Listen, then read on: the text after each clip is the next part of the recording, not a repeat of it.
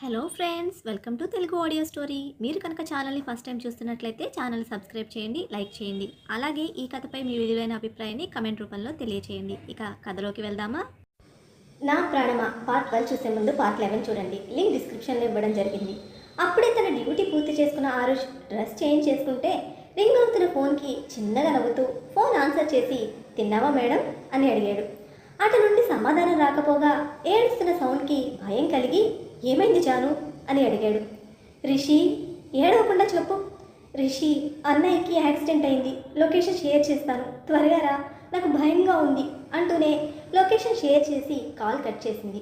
Location చూసి ఫాస్ట్గా తానున్న hospital నుండి స్టార్ట్ అయ్యాడు ఆరుష్.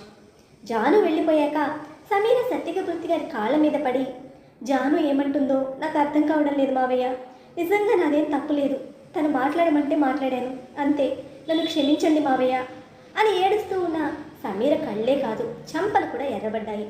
ఉదయం శౌర్య ఒక చెంప మీద కొడితే ఇప్పుడు 2 చెంపలు కందిపోయేలా కొట్టింది జాను. సమీర కన్నీళ్లకు సత్యమూర్తి గారి కళ్ళు కూడా వర్షించాయి.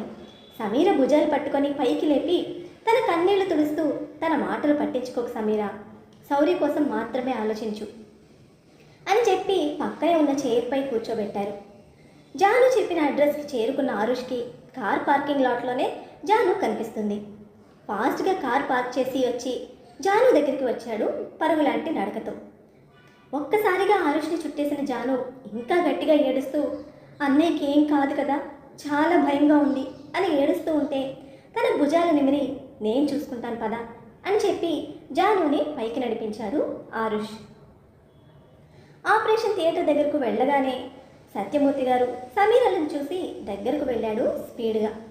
ఏమైంది అంకుల్, డాక్టర్తో మాట్లాడారా, ఏమన్నారు అని అడిగాడు. ఇంకా డాక్టర్ బయటకు రాలేదు ఆరుష్, వెయిట్ చేస్తున్నాం అని అంటుండగా సమీర దగ్గరకు వెళ్ళాడు ఆరుష్.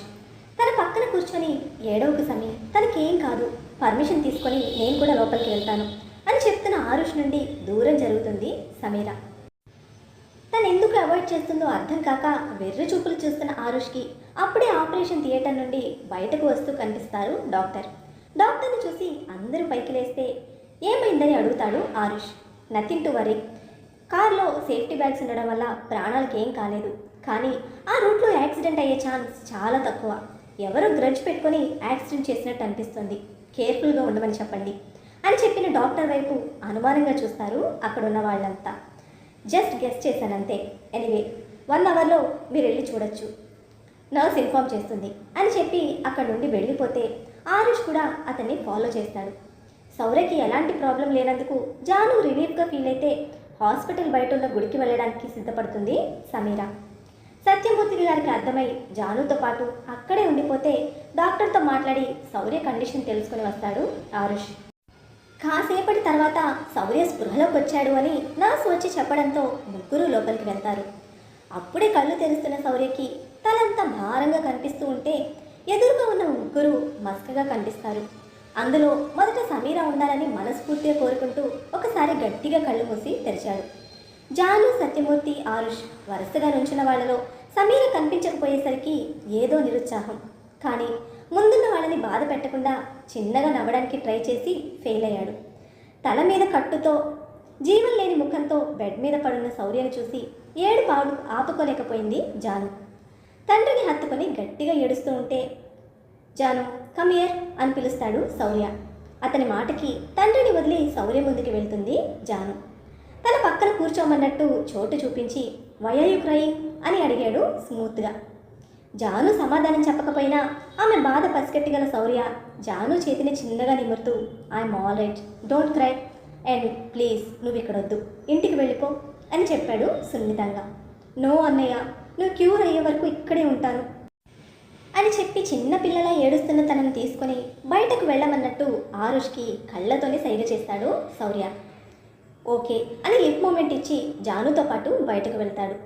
కళ్ళల్లో కన్నీటి పొరతో తననే చూస్తున్న తండ్రిని చూసి, జాను అయిపోయింది, ఇప్పుడు మీరా డాడ్, నేను బాగానే ఉన్నాను, ప్లీజ్ ఏడవకండి అని చిన్నగా నవ్వుతూ ఉంటే, ఫోన్ మాట్లాడుతూ, నువ్వు స్పీడ్గా డ్రైవ్ చేయవు శౌర్య, అది నార్మల్ రోడ్, ఆ స్పాట్లో యాక్సిడెంట్ అయిందంటే భయంగా ఉంది, ఎవరో కావాలని చేస్తున్నారని అనిపిస్తోంది, ఎదుగొచ్చిన కొడుకు చెయ్యి జారిపోతే ఏడవకుండా ఎలా ఉంటాను, జాగ్రత్తగా ఉండు శౌర్య అని చెప్పి టిష్యూతో కన్నీళ్లు ఒత్తుకుంటున్న తండ్రి మాటలు అర్థం చేసుకోవడానికి ప్రయత్నిస్తూ నిజంగానే ఆలోచనలో పడతాడు శౌర్య.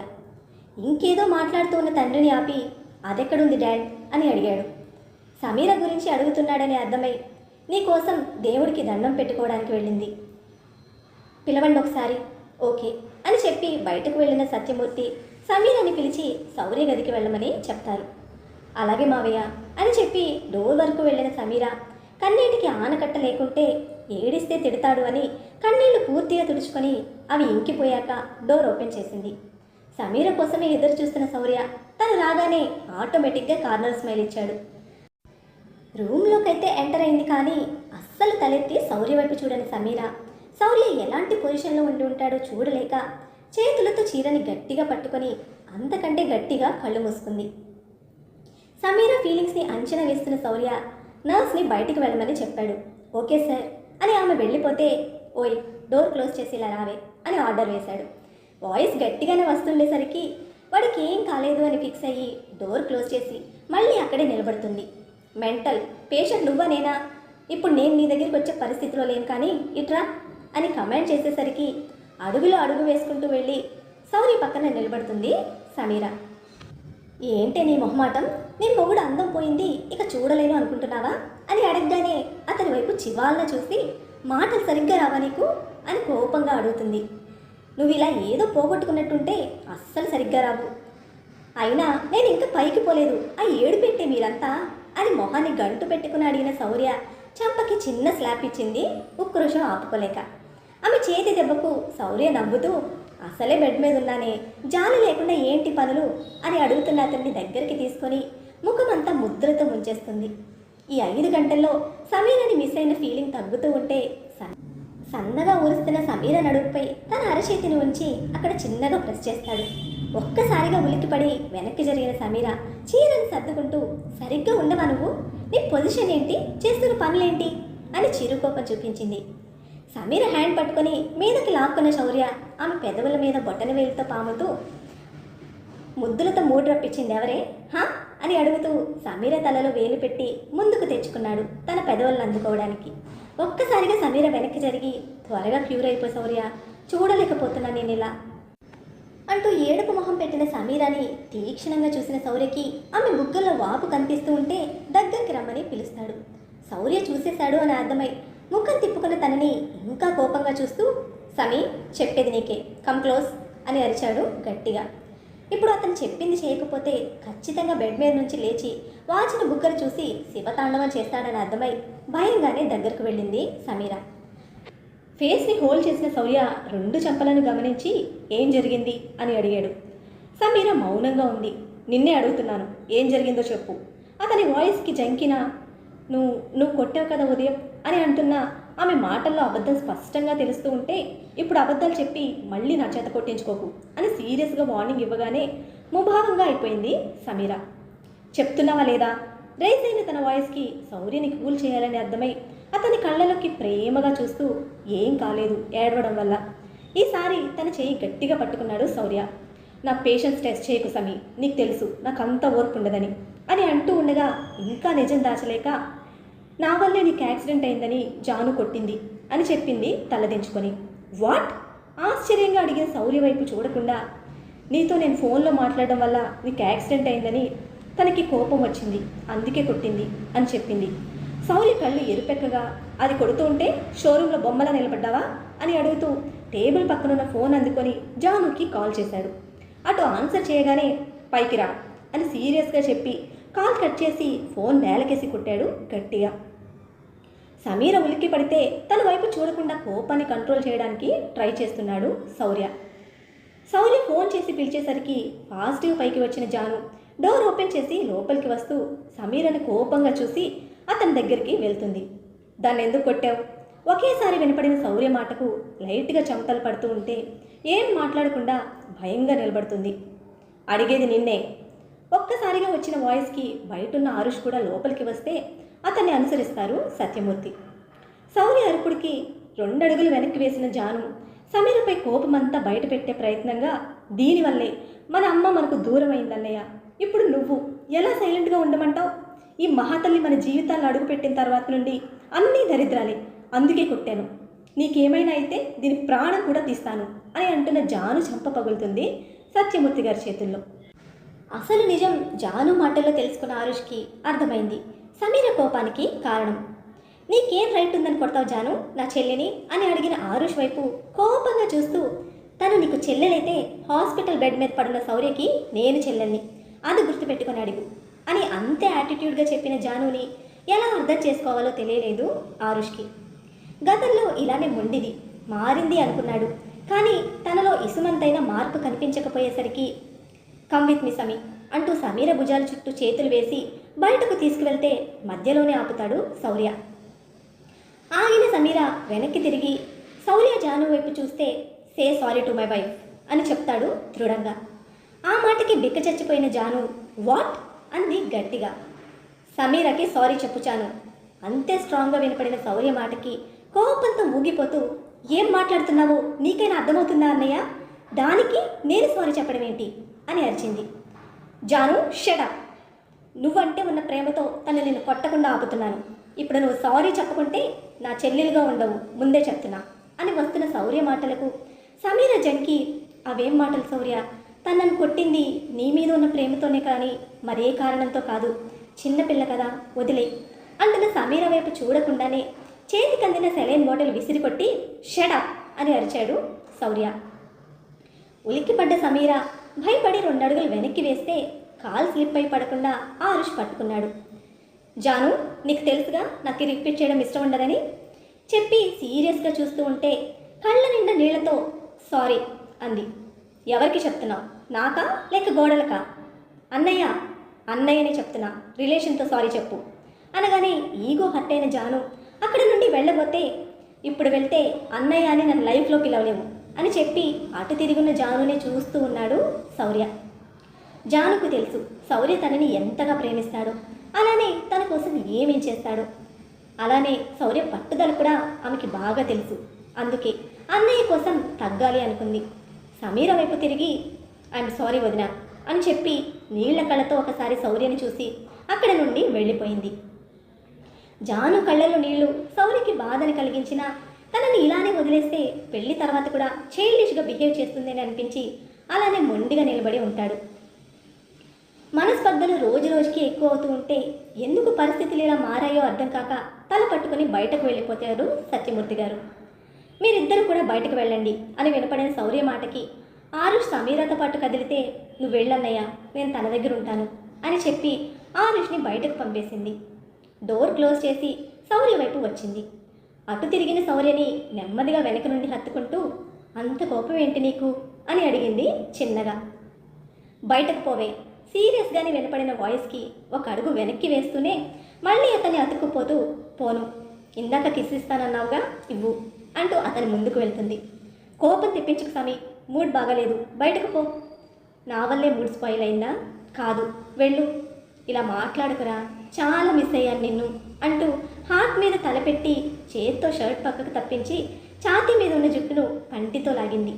ఓయ్, కొడితే పళ్ళు రాలుతాయి, పోవే బయటికి. పైకైతే తిట్టాడు కానీ వాయిస్లో సీరియస్నెస్ వినిపించకపోయేసరికి అతని ముఖం పట్టుకొని కిందకి దించుకొని నుదుటి మీద ముద్దు పెట్టి చూసుకొని డ్రైవ్ చేయాల్సింది కదా అని అడిగింది. నా డ్రైవింగ్ గురించి తెలిసి కూడా నన్ను అడుగుతున్నావా? ఏమోరా, జాగ్రత్తగా ఉండు, నువ్వు లేకపోతే నేనేమైపోతానో నీకు తెలుసు కదా అని ఎమోషనల్గా అడుగుతున్న సమీర నడుము చుట్టూ చేతులేసి ఒక్కసారిగా మీదకు లాక్కొని, ఎందుకే ఇంటికి రమ్మని అంత హడావిడి చేశావు అని అడిగాడు శౌర్య. నీకోసమే. అదే ఎందుకని అడుగుతున్నా. శౌర్య స్టమక్పై చేతిని ఉంచి, నువ్వు లంచ్ చేయలేదు కదా, నా హ్యాండ్ ఫుడ్ తింటామని పిలిచాను, మరి కుక్ చేసావా? వెయిట్ అని చెప్పి ఇంటి దగ్గర జోగికి ఫోన్ చేసి సమీర వండిన ఐటమ్స్ రీహీట్ చేసి హాస్పిటల్కి బాక్స్కి తీసుకురమ్మని చెప్పాడు శౌర్య. కాల్ కట్ చేసి ఫోన్ పక్కన పెడుతూ బెడ్ మీద పడుకొని సమీరని కూడా పైకి లాక్కుంటూ, డోర్ క్లోజ్ చేసావా అని అడిగాడు. అని అంటూనే అతని గుండె మీద వాలిపోయింది సమీర. తల నొప్పిగా ఉంది, ఒక నిమిషం ఉండు అంటూ అక్కడే ఉన్న మెడికల్ రిపోర్ట్స్ అన్నీ చూసి తలకి కొంచెం గట్టిగానే దెబ్బ తగిలింది అని చెప్తుంది.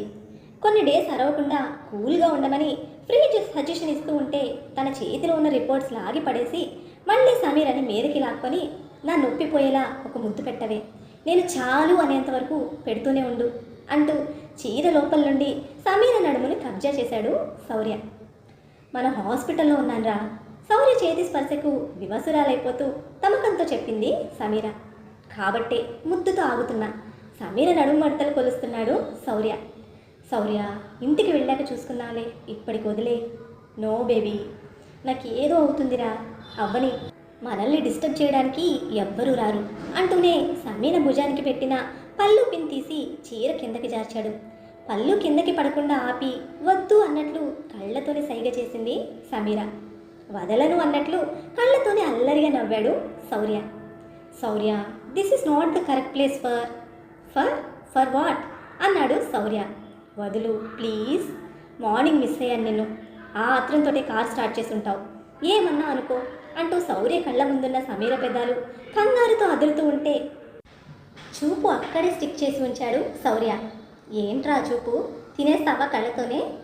పైకి లేవడానికి ప్రయత్నిస్తూ అడుగుతుంది.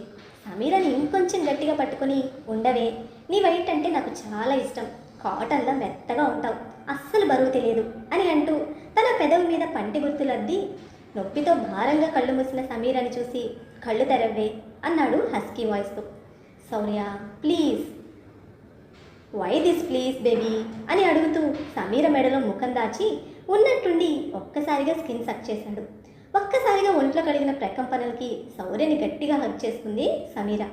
శౌర్య మాత్రం ఇంచు కూడా కదలకుండా పట్టిన స్కిన్ని వదలకుండా గట్టిగా టాటూ వేస్తూ ఉంటే సమీర పూర్తిగా అతని గ్రిప్లోకి వెళ్ళిపోయింది, బాడీని అతనికి తగ్గట్టుగా వదిలేస్తూ. గొంతు నుండి సమీర చంపల వరకు ఎగబాకిన శౌర్య ఆ ప్రయాణాన్ని పెదవుల వైపు తీసుకెళ్తూ ఉంటే శౌర్యపై నుండి పక్కకు వాలింది సమీర. శౌర్య ఒక కాలిని సమీరపై వేసి నెమ్మదిగా తన పైకి ఎగబాగుతూ ఉండగా డోర్ నాక్ చేసిన సౌండ్కి ముందుగా స్పృహలోకి వచ్చిన శౌర్య మత్తు విదిలించుకుంటూ పైకి లేచి కూర్చొని ఇంకా బెడ్పై పడుకొని కళ్ళు మూసుకుని ఉన్న సమీరని చూస్తాడు. తన ఫేస్లో చూపిస్తున్న ఫీలింగ్స్కి మనోడిలో రొమాంటిక్ రాజా నిద్రలేస్తాను అంటే వాడిని బలవంతంగా పలుకోపెట్టి ఇక మన బెడ్రూమ్ అయి ఉంటే నేను అవుట్ ఆఫ్ కంట్రోల్ అయ్యి నేను అన్కాన్షియస్ చేసేవాడినేమో, నా బేబీ డాల్ అని మైండ్ వాయిస్ వేసుకుంటూ పైకి మాత్రం సమీర చీర సర్దుతూ పిలుస్తున్నాడు తనని. ఒక్కసారిగా శౌర్య స్పర్శ మిస్ అవ్వగానే ఏదో ట్రాన్స్లో ఉన్న సమీర తన పిలుపుకి బాహ్య లోకానికి వచ్చి హడావిడిగా బెడ్ దిగుస్తుంది. ఏంటి ముఖం అలా పెట్టాం? ఇంటికి వెళ్ళే వరకు నాతో మాట్లాడకు ఈడియట్ అని ముద్దుగా కసరి డోర్ ఓపెన్ చేయడానికి వెళ్తుంది. ఓయ్ ఒకసారి ఎట్రా అని పిలిచిన శౌర్య పిలుపుకి రాను అన్నట్టు తలూపితే సీరియస్గా చూస్తాడు శౌర్య. ఎవరు వచ్చారు అని చెప్పింది అమాయకంగా. అందుకే రమ్మంటున్నాను, ఇట్రా.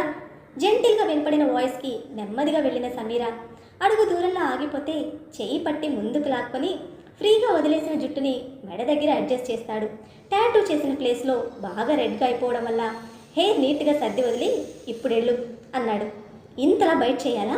శాడిస్ట్. నువ్వు నన్ను సరిగ్గా ఫీల్ అవునట్లేనుంది, నేను కొరకలేదు అని చెప్పాడు కన్ను కొట్టి. ఆ ప్రాసెస్ గుర్తొచ్చి సమీర సిగ్గుతో తలదించేసి అక్కడి నుండి డోర్ దగ్గరికి వెళ్తుంది. సమీర సిగ్గుని సైడ్ స్మైల్తో చూస్తుంటాడు శౌర్య. డోర్ ఓపెన్ చేయగానే బయటున్న జోగిని చూసి చిన్న స్మైల్ ఇచ్చి లోపలికి రమ్మని పిలుస్తుంది. పర్వాలేదు మేడం, బాబు గారు క్యారెస్ కట్టుకురమ్మన్నారు, పట్టుకొచ్చాను అని చెప్పి సమీర చేతికి బాక్స్ ఇచ్చి వినయంగా వెళ్ళిపోయాడు జోగి. సమీర బాక్స్ తీసుకుని డోర్ క్లోజ్ చేసి ఇదంతా స్పైసీ ఫుడ్ శౌర్య, అవసరమా ఇప్పుడు అని అడుగుతుంది. నా కోసం వండిన నీ చేతి వంట ఎలా మిస్ చేసుకుంటానే, పెట్టు త్వరగా, ఆకలి అవుతోంది. వైఫ్గా కాదురా, డాక్టర్గా చెప్తున్నాను, నా మాట విను. నువ్వు క్యూర్ అయ్యాక నేనే దగ్గరుండి వండి పెడతాను అని చెప్తూ కూల్ చేస్తున్న సమీర మాటలు పట్టించుకోక ఇప్పుడు పెడతావా లేదంటే వారం అంతా తిండి తినకుండా ఉండిపోమంటావా అని కయ్యమన్నాడు ఒక్కసారిగా. వీడు అన్నంత పని చేసినా చేస్తాడు అంటూ ప్లేట్ వాష్ చేసి ఫుడ్ సర్వ్ చేస్తుంది. కొంచెం స్పైస్ తక్కువగా ఉన్న ఫుడ్ ఐటమ్స్. శౌర్య బెడ్కి రిక్లైనర్ అడ్జస్ట్ చేసి మీడియం సైజ్కి రప్పించి అతని పక్కన కూర్చొని నోరు తెరవమని చెప్పింది. బుద్ధిగా నోరు తెరిచిన శౌర్య నేటిలో ప్రేమగా ముద్దలు పెడుతూ అతని కడుపు నిండా తింటూ ఉంటే అడ్డు చెప్పలేక తినిపిస్తుంది. కారణం శౌర్య బాడీ చాలా స్ట్రాంగ్. టీనేజ్ అప్పటి నుండి మిస్ చేయకుండా చేస్తున్న హెవీ వర్కౌట్స్. అతని బాడీ అతని మాటే వింటుంది. అందుకే అంతటి యాక్సిడెంట్ని కూడా లెక్క చేయకుండా నార్మల్ పర్సన్లా బిహేవ్ చేయగలుగుతున్నాడు. తినిపించడం లాస్ట్కి వచ్చేసరికి శౌర్య నోటికి అందించిన పన్నీర్ పీస్ పెదవుల మధ్య ఉంచి అందుకోమన్నట్టు సమీరకి కళ్ళతోనే సైగ చేశాడు. ఈ అల్లరి మాత్రం పోదు నీ నుండి అని నవ్వుకుంటూ అతనికి ఒక పెక్కిచ్చి పీస్ అందుకొని హ్యాండ్ వాష్ చేసుకొని శౌర్య లిప్స్ కూడా తుడిచింది. ఇంతలో డోర్ ఓపెన్ చేసి వచ్చిన ధర్మేంద్ర వాళ్ళని అలా చూసి రగిలిపోతే అతని ముందు కావాలని సమీర చీర పొంగుతో లిప్స్ తుడుచుకుంటాడు శౌర్య. ఇప్పుడు ఏం జరగనుంది? ధర్మేంద్ర ఇంకా శౌర్యని తన అల్లుడుగా ఒప్పుకోలేదా? ఈ యాక్సిడెంట్లో ధర్మేంద్ర హ్యాండ్ ఉందా? జాను బిహేవియర్ వల్ల మళ్ళీ తన లైఫ్లో ఏమైనా ప్రాబ్లమ్స్ రానున్నాయా? తెలుసుకోవాలంటే నెక్స్ట్ ఎపిసోడ్ని ఫాలో అయిపోండి. ఈ ఎపిసోడ్ని లైక్ చేయడం మాత్రం మర్చిపోకండి. Bye friends.